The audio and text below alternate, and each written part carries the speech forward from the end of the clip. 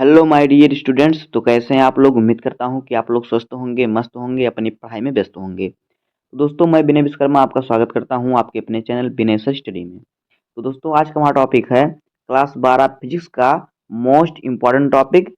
आज का टॉपिक हमारा क्या है? सभी चैप्टर के सभी महत्वपूर्ण प्रश्नोत्तर। तो दोस्तों, आज के वीडियो में हम क्लास 12 फिजिक्स के सभी चैप्टर के सभी महत्वपूर्ण प्रश्नोत्तरों को पढ़ेंगे जो हमारे बोर्ड एग्जाम में पूछे जाते हैं। तो अगर आप वीडियो पे नए हैं तो वीडियो को लाइक कर दीजिए और चैनल पे नए हैं तो सब्सक्राइब कर दीजिए, क्योंकि बोर्ड एग्जाम के हर इंपॉर्टेंट टॉपिक का वीडियो आपको चैनल पे मिलता रहेगा। तो आइए वीडियो को स्टार्ट करते हैं। देखिए, पहला चैप्टर हमारा है विद्युत आवेश तथा क्षेत्र। तो पहले हम इसी चैप्टर के महत्वपूर्ण प्रश्नों को जानेंगे। तो देखिए, पहला क्वेश्चन हमारा क्या है? कह रहा है कि यदि दो आवेशित कणों के बीच की दूरी आधी कर दी जाए तो उनके बीच लगने वाला बल पर उनके बीच जो लगने वाला बल होगा उस पर क्या प्रभाव पड़ेगा। तो देखिए, इसका सूत्र जो होता है, बल का सूत्र होता है F बराबर 1/4 pi epsilon naught into Q1 Q2 by r square. ये सूत्र होता है।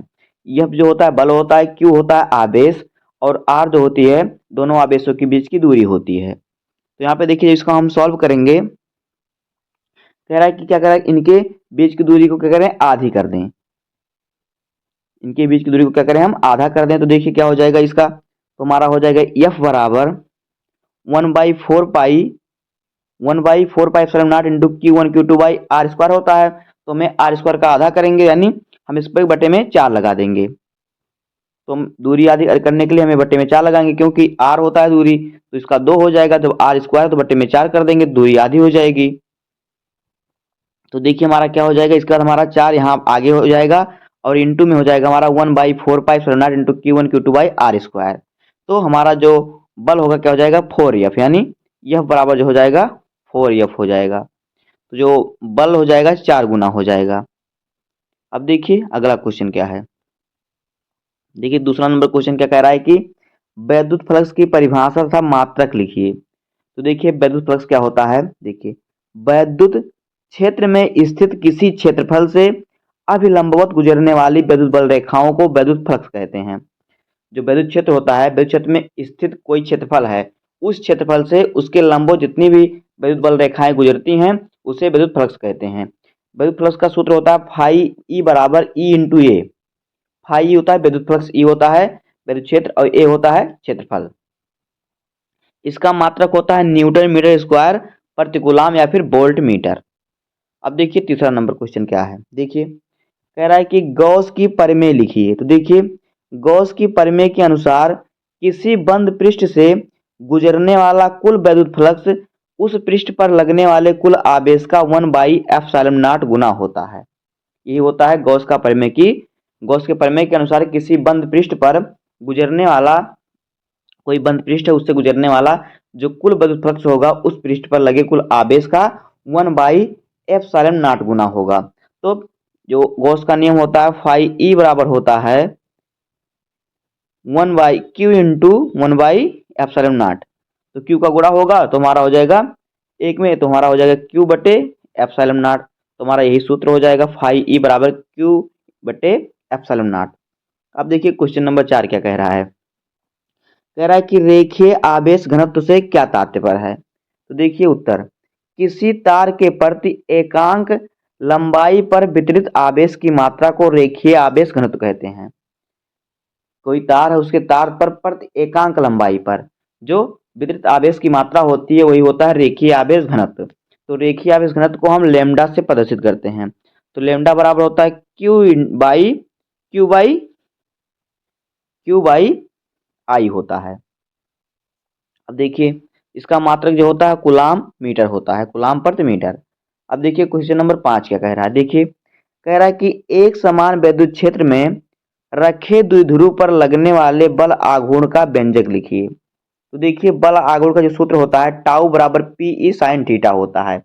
ये होता है जहाँ पे टाउ जो होता है वो बल आघूर्ण होता है, और ई जो होता है वैद्युत क्षेत्र, और पी होता है वैद्युत द्विध्रुव आघूर्ण। टाउ जो होता है क्या होता है, बल आघूर्ण, और पी जो होता है ये होता है वैद्युत द्विध्रुव आघूर्ण, और ई जो होता है ये होता है वैद्युत क्षेत्र। अब देखिए क्वेश्चन नंबर 6। देखिए क्या है, एक कूलाम आवेश में कितने इलेक्ट्रॉन होते हैं। तो देखिए कूलाम बराबर 1, जो आवेश कह रहा है 1 कूलाम आवेश में, तो क्यू हमारा आवेश होता तो आवेश बराबर हमने 1 कूलाम लिया। तो हमें एन यानी इलेक्ट्रॉनों की संख्या ज्ञात करना है। इलेक्ट्रॉनों की संख्या कितनी होती है, एक इलेक्ट्रॉन में कितने आवेश होते हैं, तो देखिए एक इलेक्ट्रॉन में होता है 1.6 × 10⁻19 कूलाम आवेश होता है। तो हम आवेश निकालेंगे Q बराबर एन ई। तो यहाँ पे हम जब एन बार निकालेंगे तो एन बराबर हमारा हो जाएगा Q बटे ई, क्योंकि जो है एन जो होता एन को हम इधर लेके आएंगे तो हमारा जो होगा Q इसके ऊपर चला जाएगा, तो ये हमारा हो जाएगा। देखिए हम Q का मान रखेंगे तो Q का मान हमारा क्या हो जाएगा, यहाँ पे देखिए Q का मान हम कितना रखेंगे, Q का मान हम रखेंगे 1, क्योंकि हमें 1 कूलाम का पूछ रहा है तो ऊपर हम 1 रखेंगे और बटे में रखेंगे ई का मान। ई का मान कितना होता है 1.6 × 10⁻19 कूलाम। तो इससे हम जब काटेंगे तो हमारा आएगा 0.0625 ये आएगा, और बट्टे में हमारा कितना आ जाएगा, यहाँ पे देखिए बट्टे में आ जाएगा हमारा 10⁻19। तो हमारा हो जाएगा एन बराबर 0.625 × 10⁻19। और ये अगर हम इसको देखिए दशमलव को 1 अंक पीछे लेके आएंगे, यहाँ पे दशमलव हम 6 के बाद लेके आएंगे तो हमारा यहाँ से 1 घट जाएगा, तो हमारा बचेगा 6.25 × 10⁻18। अब देखिए अगला क्वेश्चन क्या है, क्वेश्चन नंबर 7 कह रहा है कि निर्वात की विद्युतशीलता का मात्रक व विमा लिखिए। तो देखिए जो निर्वात की विद्युतशीलता होती है उसका मात्रक होता है कूलाम स्क्वायर पर न्यूटन मीटर स्क्वायर। इसकी विमा होती है देखिए m के पावर -1, l के पावर -3, t के पावर 4 और a के पावर 2, ये होता है इसका विमा। अब देखिए अगला चैप्टर हमारा है स्थिर विद्युत आवेश तथा स्थिर विद्युत विभव तथा धारिता।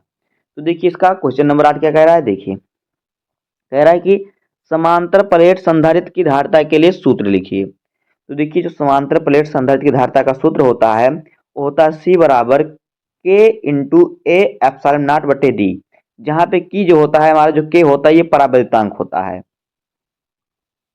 और जो C होती है संधारित्र प्लेट की धारिता होती है।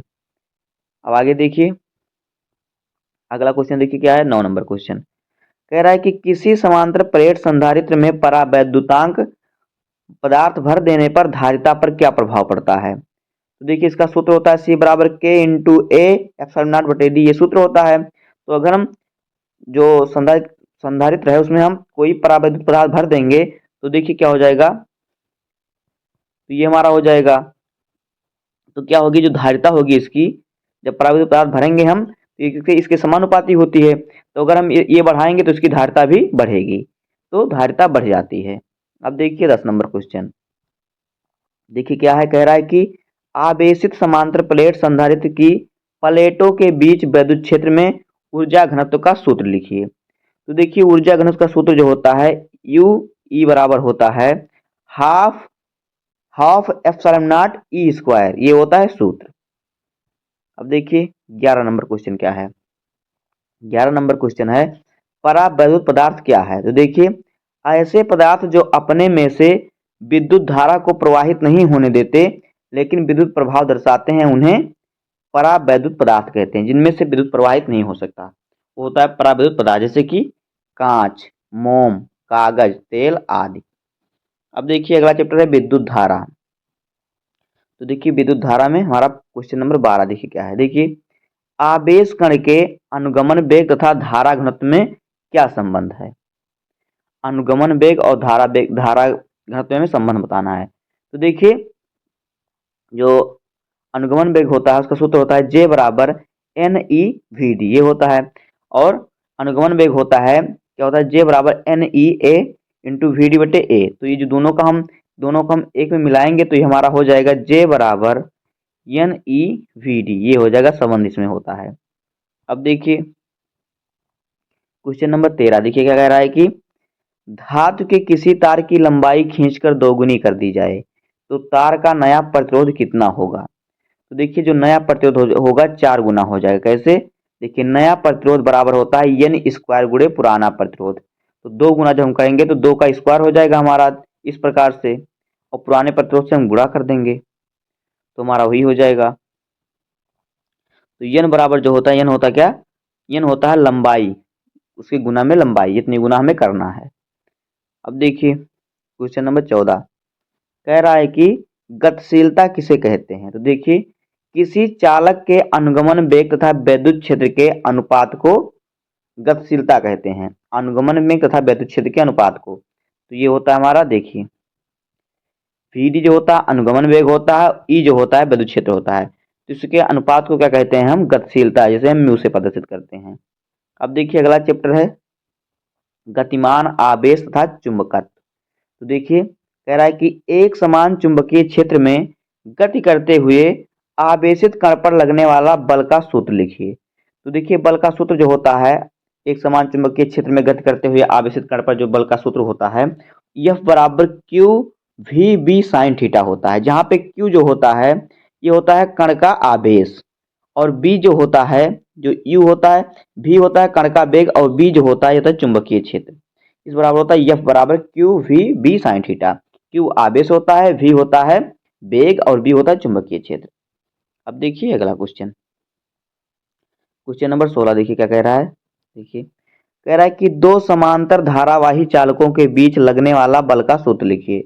दो समांतर धारावाही चालक के बीच में जो सूत्र लगता है, तो देखिए वो सूत्र होता है F बराबर म्यू नॉट बटे 2r into L1 sorry I1 I2 बटे R इंटू में L। ये होता है सूत्र, तो ये हमारा सूत्र है, ये सूत्र होता है। और ये भी सूत्र आप लगा सकते हैं। अब देखिए अगला टॉपिक क्या है हमारा, अगला चैप्टर है चुंबकत्व एवं द्रव्य। तो देखिए इसमें क्वेश्चन नंबर 17 क्या है, चुंबकीय यामोत्तर की परिभाषा दीजिए। तो देखिए किसी स्थान पर अपने गुरुत्व केंद्र से स्वतंत्रता पूर्वक लटकाई गई चुंबक के चुंबकीय अक्ष से गुजरने वाले ऊर्ध्वाधर तल को चुंबकीय यामोत्तर कहते हैं। क्या होता है चुंबकीय यामोत्तर? की किसी स्थान पर अपने यानी केंद्र से, बीच से, केंद्र से स्वतंत्रता पूर्वक लटकाई गई चुंबक के अक्ष से गुजरने वाला ऊर्ध्वाधर जो तल होता है वही होता है चुंबकीय यामोत्तर। अब देखिए क्वेश्चन नंबर 18 क्या है। देखिए कह रहा है कि किसी चल कुंडली धारामापी का एम्पियर और वोल्ट मीटर में रूपांतरण कैसे किया जाता है। तो देखिए चल कुंडली धारामापी का एम्पियर और वोल्ट मीटर में कैसे इसे बदला जाता है। देखिए धारामापी को श्रेणी क्रम में जोड़ दिया जाता है, जिससे ये एमीटर वोल्ट मीटर में बदल जाता है। अब देखिए हमारा अगला चैप्टर क्या है, वैद्युत चुंबकीय प्रेरण। देखिए इसमें क्वेश्चन नंबर 19 क्या कह रहा है। देखिए चुंबकीय फ्लक्स का मात्रक व विमा लिखिए। तो देखिए चुंबकीय फ्लक्स का जो मात्रक होता है न्यूटन मीटर प्रति एम्पियर या फिर वेबर होता है। न्यूटन मीटर एम्पियर या फिर वेबर दोनों लगा सकते हैं आप। और बीमा इसका होता है M L square T square A के पावर -1, ये होता है बीमा। अब आगे देखिए अगला, देखिए टॉपिक हमारा क्या, अगला चैप्टर है प्रत्यावर्ती धारा। तो देखिए क्वेश्चन नंबर 20 क्या है, प्रत्यावर्ती धारा के वर्ग माध्य मूल यानी IRMS तथा धारा के शिखर मान I नॉट में क्या संबंध है। तो देखिए जो धारा का, प्रतिवर्ती धारा का वर्ग माध्य मूल मान होता है यानी IRMS जो होता है, ये क्या होता है I नॉट बटे √2 होता है। ये होता है इसका संबंध। इसका क्या होता है, जो प्रतिवर्ती धारा का वर्ग माध्य मूल होता है ये क्या होता है 1 I नॉट बटे रूट का क्या होता है इसके बराबर होता है, शिखर का मान होता है धारा जो होता है। अब देखिए अगला है क्वेश्चन नंबर 21, कह रहा है कि LCR प्रत्यावर्ती धारा परिपथ में शक्ति गुणांक का सूत्र लिखिए। तो देखिए शक्ति गुणांक का सूत्र किस प्रकार से हो जाएगा, यहाँ पे देखिए cos फाई बराबर R बटे रूट में R square plus XL minus XC का रूट, ये होता है। या फिर इसे cos फाई बराबर R बाई जेड लिख सकते हैं, जहां पे जेड जो है प्रतिबाधा है, जेड बराबर होता है R square plus into XL minus XC का रूट, ये होता है सूत्र। अब आगे देखिए 22 नंबर क्वेश्चन क्या है, कह रहा है कि अनुनाद की स्थिति में श्रेणीबद्ध LCR परिपथ की प्रतिबाधा का मान क्या होगा। तो देखिए प्रतिबाधा बराबर होता है प्रतिरोध, यानी जो प्रतिबाधा होता है Z वो R के बराबर होता है, प्रतिरोध के बराबर होता है। अब देखिए अगला चैप्टर है वैद्युत चुंबकीय तरंग। इसमें देखिए क्वेश्चन नंबर 23 क्या कह रहा है, कह रहा है कि वैद्युत चुंबकीय तरंगों के दो गुण लिखिए। तो देखिए नंबर 1 ये प्रकाश की चाल से चलती हैं, दूसरा ये अनुप्रस्थ तरंगे हैं। अगला क्वेश्चन देखिए क्या है, क्वेश्चन नंबर 24 कह रहा है कि 1 एंगस्ट्राम यानी 1 एंगस्ट्राम तरंगदैर्ध्य वाली एक्स किरणों की आवृत्ति कितनी होगी। तो देखिए आवृत्ति को हम निकालते हैं किससे, v से। तो देखिए यहाँ हमारा जो दिया तरंगदैर्ध्य को हम लैम्डा से प्रदर्शित करते हैं, तरंगदैर्ध्य को हम किससे, लैम्डा से प्रदर्शित करते हैं। तो लैम्डा बराबर हमारा दिया है एक एंगस्ट्राम और हमें आवृत्ति भी ज्ञात करना है। तो देखिए एंगस्ट्राम को जो हम बदलेंगे किसमें, जब हम बदलेंगे एंगस्ट्राम को मीटर में तो हमारा 10 के पावर -10 से गुणा हो जाएगा। तो यहाँ पे हमारा हो जाएगा, होता है सूत्र v बराबर c बटे लेमडा, ये होता है आवृत्ति निकालने की सूत्र। तो v बराबर हमारा जो c का मान होता है कितना होता है, 3 × 10 के पावर 8 है क्योंकि x किरणें हैं, और जो लेमडा का मान है हो जाएगा 1 × 10 के पावर -10 हो जाएगा। तो 1 का कोई मतलब नहीं, तुम्हारा 10 के पावर -10 रहेगा। तुम्हारा v बराबर हो जाएगा 3 × 10 के पावर 18 हर्ट्ज।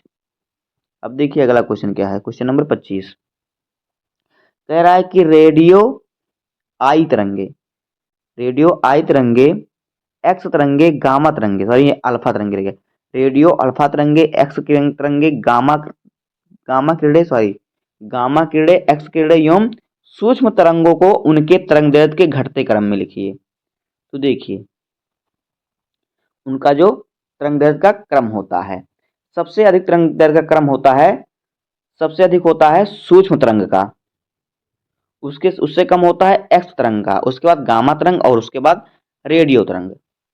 तो सबसे कम होता है रेडियो तरंग में, उससे अधिक होता है गामा तरंग में, उससे अधिक होता है एक्स तरंग में, सबसे अधिक होता है सूक्ष्म तरंग में इनका तरंगदैर्ध्य।